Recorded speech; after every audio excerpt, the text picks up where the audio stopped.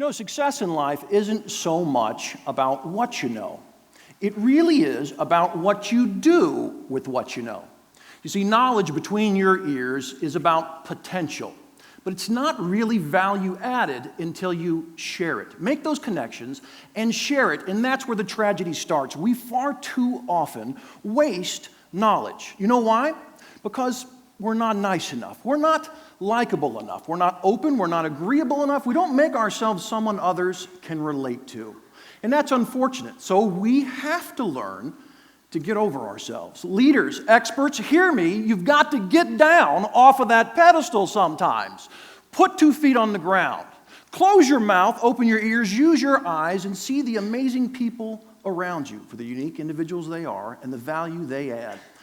And when you do, it's amazing how much more interesting they might find you. And that's when knowledge gets shared. Great relationships are born, great teams begin. Now, I met a guy years ago who learned this lesson in an interesting way. I'm in class, I'm teaching a course years ago. One of my students, guy's name's Dave, raised his hand like this. Now, in my class, this is funny. Nobody would ever raise their hand. We just talked. But he was polite, old school, young 40-something executive. He raised his hand, and we loved it because we knew when Dave raised his hand, we were going to hear something interesting. He was thoughtful. And he said, well, look, Doc, I hear you. I want everyone here to know I agree with you. But, big pause, he says, I want them to realize it's so much more difficult to go to work with real people and get stuff right than it is to sit here in a classroom and just talk about it.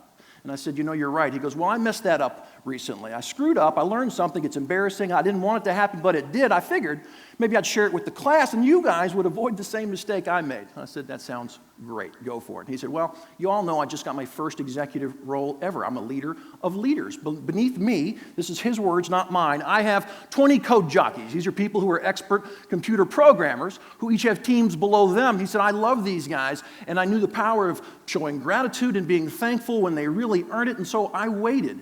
He said that night, I waited for a month or two until real milestones piled up worthy of thanking and applauding.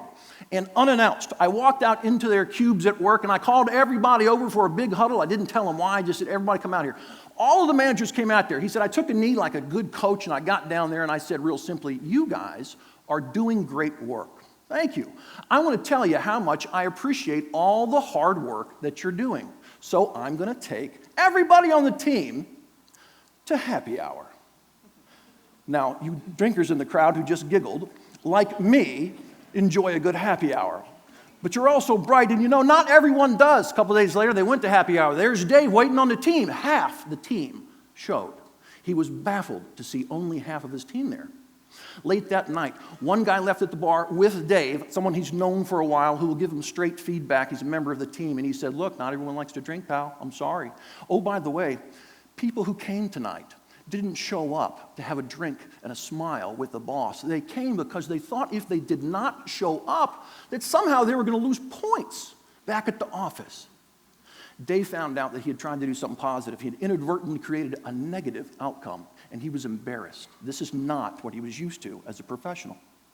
Went back to the office. He was embarrassed. He couldn't look at people for a couple of days, but he resolved to cook up some awesome thank you for his team in the future when they earn it that would be so awesome, so powerful, they would forget the odd happy hour incident. And he waited, and milestones piled up, and when the time was right for a second time, Dave waited out in the middle of all those cubes and offices and called an unannounced huddle, and everyone walked over like, good God, here comes happy hour. And he said, down on one knee again, he said, let me tell you guys, you're doing great work. You're making me look good. I want to show you how much I appreciate your hard work. So I'm going to take the whole group canoeing.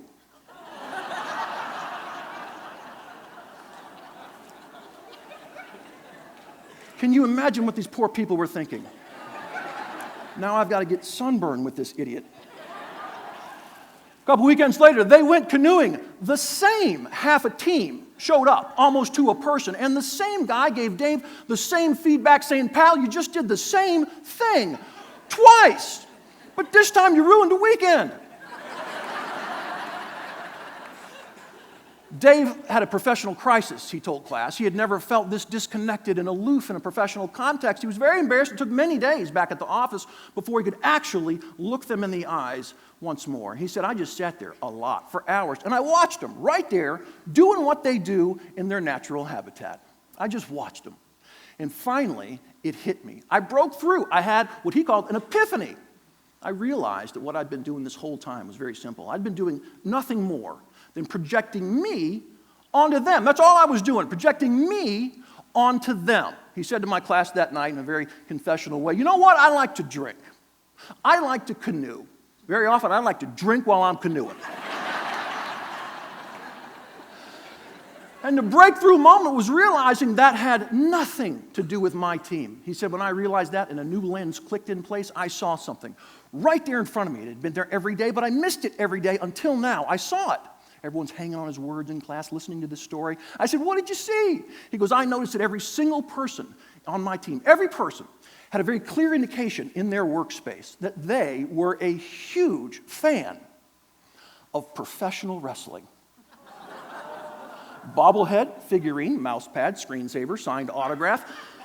Now, Dave, like me, thought that professional wrestling was about the stupidest thing man ever created. And he understood, which is so beautiful, how little that meant. And the next time those folks had genuine things worth celebrating, he, for a brave third time, walked down the middle of all those cubes and offices, called the huddle, took a knee, and everyone just, oh God, he's going to make us jump out of airplanes. He took the knee and he said, I'm going to keep this short and sweet. Thanks, you're doing great work. Bam! He pulled out tickets to the freak show. And the next weekend went with his team to see the men in tights do their thing at the local Coliseum. 100% of the team showed up. Dave said what happened that evening was really magical. They called me by my first name, comfortably, for the first time. Hit me on the arm, pat me on the back, looked me in the eye comfortably for the first time. I could tell I was still the boss, he said. But for the first time, I was clearly also a member of the team. Thank God I learned to get over myself. Thank God I learned to get over myself. I think that you and I can share that perspective with Dave and make it work for us as well. I hope that's the perspective you'll take with you today, because, ladies and gentlemen, you're about to see an amazing array of knowledge on display. Enjoy this event. Thank you.